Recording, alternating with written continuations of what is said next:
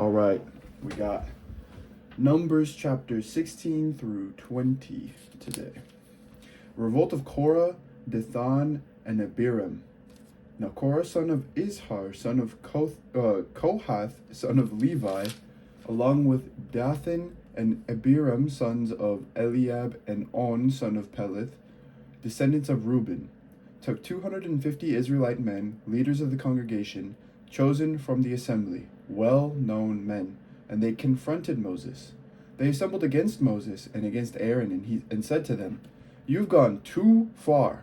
All the congregation are holy, every one of them, and the Lord is among them. So why then do you exalt yourselves above the assembly of the Lord?" When Moses heard it, he fell on his face. Then he said to Korah and all his company, "In the morning the Lord will make known who he is, or who is his and who is holy, and who will be allowed to approach him. The one whom he will choose, he will allow to approach him. Do this, take censers, Korah and all your company, and tomorrow put fire in them, and lay incense on them before the Lord. And the man whom the Lord chooses shall be the Holy One. You Levites have gone too far." Then Moses said to Korah, "Hear now, you Levites. Is it too little for you that the God of Israel has separated you from the congregation of Israel to allow you to approach him in order to perform the duties of the Lord's tabernacle and to stand before the congregation and serve them? He has allowed you to approach him and all your brother Levites with you, yet you seek the priesthood as well. Therefore you and all your company have gathered together against the Lord. What is Aaron that you rail against him?" Moses sent for Dathan and Abiram, sons of Eliab, but they said, "We will not come. Is it too little that you have brought us up out of a land flowing with milk and honey to kill us in the wilderness, that you must also lord it over us? It is clear you have not brought us into a land flowing with milk and honey, or given us an inheritance of fields and vineyards. Would you put out the eyes of these men? We will not come." Moses was very angry and said to the Lord, "Pay no attention to their offering. I have not taken one donkey from them, and I have not harmed any one of them."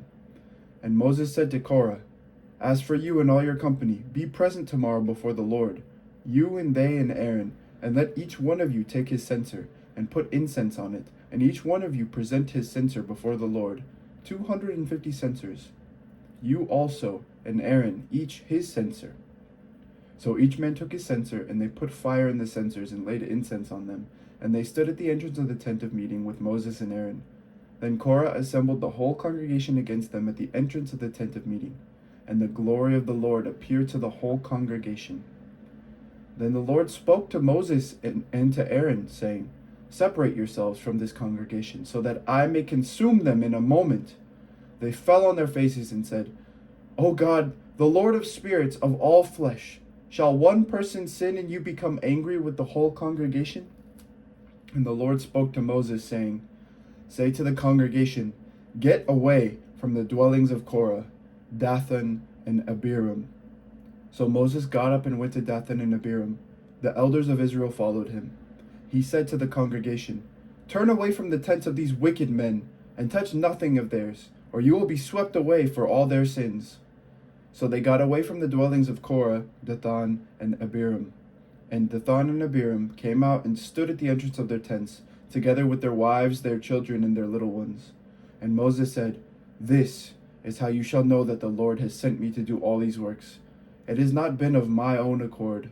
If these people die a natural death, or if a natural fate comes on them, then the Lord has not sent me. But if the Lord creates something new, and the ground opens its mouth and swallows them up with all that belongs to them, and they go down alive into Sheol, then you shall know that these men have despised the Lord." As soon as he finished speaking all these words, the ground under them was split apart. The earth opened its mouth and swallowed them up along with their households, everyone who belonged to Korah and all their goods. So they, with all that belonged to them, went down alive into Sheol. The earth closed over them, and they perished from the midst of their assembly. All Israel around them fled at their outcry, for they said, "The earth will swallow us too." And fire came out from the Lord and consumed the 250 men offering the incense. Then The Lord spoke to Moses, saying, "Tell Eleazar, son of Aaron, the priest, to take the censers out of the blaze, then scatter the fire far and wide. For the censers of these sinners have become holy at the cost of their lives. Make them into hammered plates as a covering for the altar, for they presented them before the Lord, and they became holy. Thus they shall be assigned to the Israelites." So Eleazar the priest took the bronze censers that had been presented by those who were burned, and they were hammered out as a covering for the altar. A reminder to the Israelites that no outsider who is not of the descendants of Aaron shall approach to offer incense before the Lord, so as not to become like Korah and his company, just as the Lord had said to him through Moses. On the next day, however, the whole congregation of the Israelites rebelled against Moses and against Aaron, saying, "You have killed the people of the Lord." And when the congregation had assembled against them, Moses and Aaron turned towards the tent of meeting. The cloud had covered it, and the glory of the Lord appeared. Then Moses and Aaron came to the front of the tent of meeting, and the Lord spoke to Moses, saying, "Get away from this congregation, so that I may consume them in a moment." And they fell on their faces. Moses said to Aaron, "Take your censer, put fire on it from the altar, and lay incense on it, and carry it quickly to the congregation, and make atonement for them. For wrath is gone out from the Lord.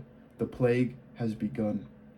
So Aaron took it as Moses had ordered, and ran into the middle of the assembly where the plague had already begun among the people. He put on the incense and made atonement for the people. He stood between the dead and the living, and the plague was stopped. Those who died by the plague were 14,700, besides those who had died in the affair of Korah. When the plague was stopped, Aaron returned to Moses at the entrance of the tent of meeting. Wow. That's crazy. The budding of Aaron's rod, chapter 17. The Lord spoke to Moses, saying, "Speak to the Israelites, and get 12 staffs from them, one for each ancestral house, from all the leaders of their ancestral houses. Write each man's name on his staff, and write Aaron's name on the staff of Levi, for there shall be one staff for the head of each ancestral house. Place them in the tent of meeting before the covenant, where I meet with you. And the staff of the man who I choose shall sprout. Thus I will put a stop to the complaints of the Israelites that they continually make against you."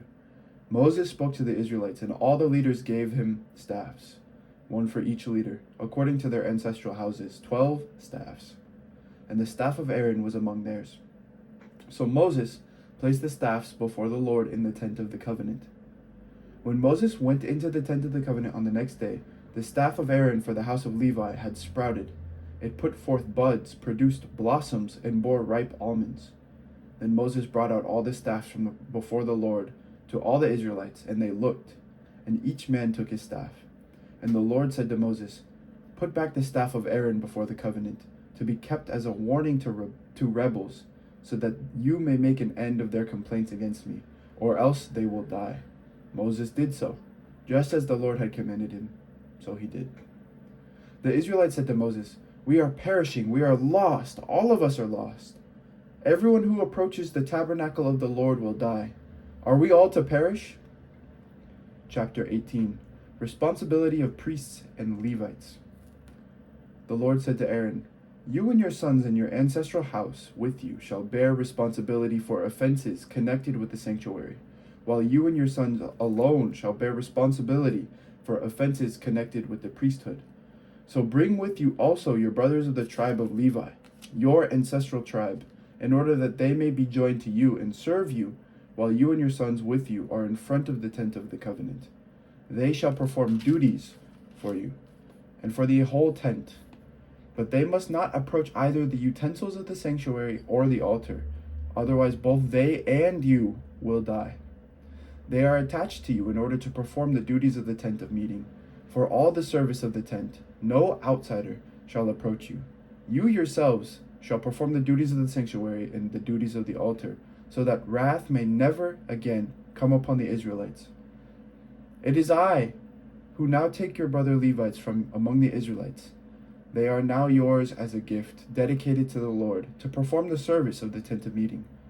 But you and your sons with you shall diligently perform your priestly duties in all that concerns the altar and the area behind the curtain. I give your priesthood as a gift. Any outsider who approaches shall be put to death.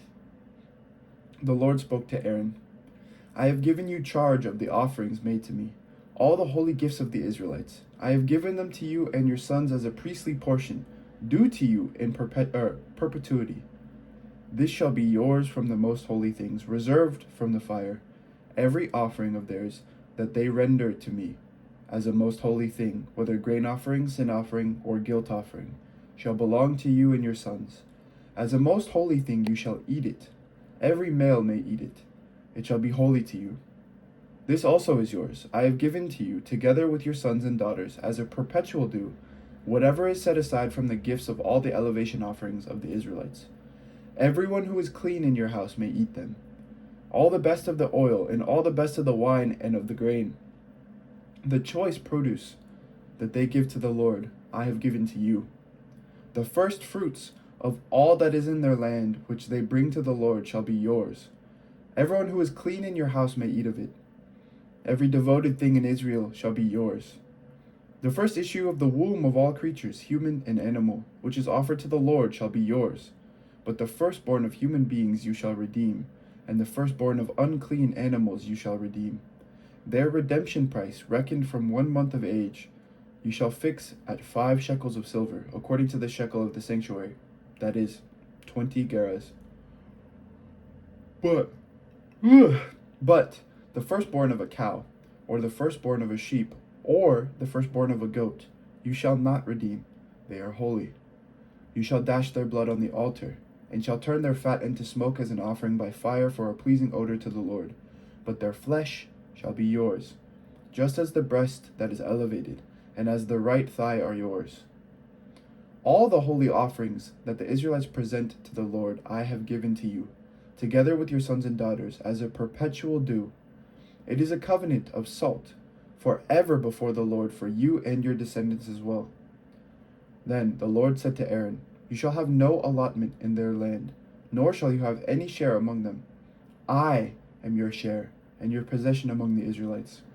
To the Levites I have given every tithe in Israel for possession in return for the service that they perform, the service in the tent of meeting. From now on, the Israelites shall no longer approach the tent of meeting, or else they will incur guilt and die. But the Levites shall perform the service of the tent of meeting, and they shall bear responsibility for their own offenses. It shall be a perpetual statute throughout your generations. But among the Israelites they shall have no allotment, because I have given to the Levites as their portion the tithe of the Israelites, which they set apart as an offering to the Lord. Therefore I have said of them, that they shall have no allotment among the Israelites. Then the Lord spoke to Moses, saying, You shall speak to the Levites, saying, When you receive from the Israelites the tithe that I have given you from them for your portion, you shall set apart an offering from it to the Lord, a tithe of the tithe. It shall be reckoned to you as your gift, the same as the grain of the threshing floor and the fullness of the winepress. Thus you also shall set apart an offering to the Lord from all the tithes that you receive from the Israelites, and from them you shall give the Lord's offering to the priest Aaron. Out of all the gifts to you, you shall set apart every offering due to the Lord. The best of all of them is the part to be consecrated. Say also to them, When you have set apart the best of it, you shall then the rest shall be reckoned to the Levites as produce for the threshing floor, and as produce of the winepress. You may eat it in any place, you and your households, for it is your payment for your service in the tent of meeting. You shall incur no guilt by reason of it, when you have offered the best of it. But you shall not profane the holy gifts of the Israelites on pain of death. Ceremony of the red heifer. Chapter 19. The Lord spoke to Moses and Aaron, saying, This is a statute of the law that the Lord has commanded. Tell the Israelites to bring you a red heifer without defect, in which there is no blemish and on which no yoke has been laid. You shall give it to the priest Eleazar, and it shall be taken outside the camp and slaughtered in his presence. The priest Eleazar shall take some of its blood with his finger and sprinkle it 7 times towards the front of the tent of meeting. Then the heifer shall be burned in his sight, its skin, its flesh, and its blood, with its dung shall be burned. The priest shall take cedar wood, hyssop, and crimson material, and throw them into the fire in which the heifer is burning. Then the priest shall wash his clothes and bathe his body in water, and afterwards he may come into the camp. But the priest shall remain unclean until evening. The one who burns the heifer shall wash his clothes in water and bathe his body in water. He shall remain unclean until evening. Then someone who is clean shall gather up the ashes of the heifer and deposit them outside the camp in a clean place, and they shall be kept for the congregation of the Israelites for the water for cleansing. It is a purification offering. The one who gathers the ashes of the heifer shall wash his clothes and be unclean until evening. This shall be a perpetual statute for the Israelites and for the alien residing among them. Those who touch the dead body of any human being shall be unclean for 7 days. They shall purify themselves with the water on the 3rd day and on the 7th day, and so be clean. But if they do not purify themselves on the 3rd day and on the 7th day, they will not become clean. All who touch a corpse, the body of a human being who has died, and do not purify themselves, defile the tabernacle of the Lord. Such persons shall be cut off from Israel. Since water for cleansing was not dashed on them, they remain unclean. Their uncleanliness is still on them. This is the law when somebody dies in a tent. Everyone who comes into the tent, and everyone who is in the tent, shall be unclean for 7 days. And every open vessel with no cover fastened on it is unclean. Whoever in the open field touches one who has been killed by a sword, or has died naturally, or a human bone, or a grave, shall be unclean for 7 days. For the unclean, they shall take some ashes of the burnt purification offering, and running water shall be added in a vessel. Then a clean person shall take hyssop, dip it in the water, and sprinkle it on the tent and all the furnishings, on the persons who were there, and on whoever touched the bone, the slain, the corpse, or the grave. The clean person shall sprinkle the unclean ones on the 3rd day and on the 7th day, thus purifying them on the 7th day. Then they shall wash their clothes and bathe themselves in water, and at evening they shall be clean. Anyone who are unclean but do not purify themselves, those persons shall be cut off from the assembly, for they have defiled the sanctuary of the Lord. Since the water for cleansing has not been dashed on them, they are unclean. It shall be a perpetual statute for them. The one who sprinkles the water for cleansing, shall wash his clothes, and whoever touches the water for cleansing shall be unclean until evening. Whatever the unclean person touches shall be unclean, and anyone who touches it shall be unclean until evening. The waters of Meribah. Chapter 20. The Israelites, the whole congregation, came into the wilderness of Zin in the 1st month, and the people stayed in Kadesh. Miriam died there and was buried there. Now, there was no water for the congregation, so they gathered together against Moses and against Aaron. The people quarreled with Moses and said, "Would that we had died when our kindred died before the Lord. Why have you brought the assembly of the Lord into this wilderness for us and our livestock to die here? Why have you brought us up out of Egypt to bring us to this wretched place? It is no place for grain or figs or vines or pomegranates, and there is no water to drink." Then Moses and Aaron went away from the assembly to the entrance of the tent of meeting. They fell on their faces, and the glory of the Lord appeared to them. The Lord spoke to Moses, saying, "Take the staff and assemble the congregation, you and your brother Aaron, and command the rock before their eyes to yield its water. Thus you shall bring water out of the rock before them. Thus you shall provide drink for the congregation and their livestock." So Moses took the staff from before the Lord, as he had commanded him. Moses and Aaron gathered the assembly together before the rock, and he said to them, "Listen, you rebels. Shall we bring water for you out of this rock?" Then Moses lifted up his hand and struck the rock twice with his staff. Water came out abundantly, and the congregation and their livestock drank. But the Lord said to Moses and Aaron, "Because you did not trust in me, to show my holiness before the eyes of the Israelites, therefore you shall not bring this assembly into the land that I have given them." These are the waters of Meribah, where the people of Israel quarreled with the Lord, and by which he showed his holiness. Moses sent messengers from Kadesh to the king of Edom. "Thus says your brother Israel, you know all the adversity that has befallen us, how our ancestors went down to Egypt, and we lived in Egypt for a long time. And the Egyptians oppressed us and our ancestors. And when we cried to the Lord, he heard our voice, and sent an angel and brought us out of Egypt. And here we are in Kadesh. a town on the edge of your territory. Now, let us pass through your land. We will not pass through field or vineyard, or drink water from any well. We will go along the king's highway, not turning aside to the right hand or to the left until we have passed through your territory." But Edom said to him, "You shall not pass through, or we will come out with the sword against you." The Israelites said to him, "We will stay on the highway, and if we drink of your water, we and our livestock, then we will pay for it. It is only a small matter. Just let us pass through on foot." But he said, "You shall not pass through." And Edom came out against them with a large force, heavily armed. Thus Edom refused to give Israel passage through their territory. So Israel turned away from them. The death of Aaron. They set out from Kadesh, and the Israelites, their whole congregation, came to Mount Hor. Then the Lord said to Moses and Aaron at Mount Hor, on the border of the land of Edom, "Let Aaron be gathered to his people, for he shall not enter the land that I have given to the Israelites, because you rebelled against my command at the waters of Meribah. Take Aaron and his son Eleazar, and bring them up Mount Hor. Strip Aaron of his vestments, and put them on his son Eleazar. But Aaron shall be gathered to his people, and shall die there." Moses did as the Lord had commanded. They went up Mount Hor in the sight of the whole congregation. Moses stripped Aaron of his vestments, and put them on his son Eleazar. And Aaron died there on top of the mountain. Moses and Eleazar came down from the mountain.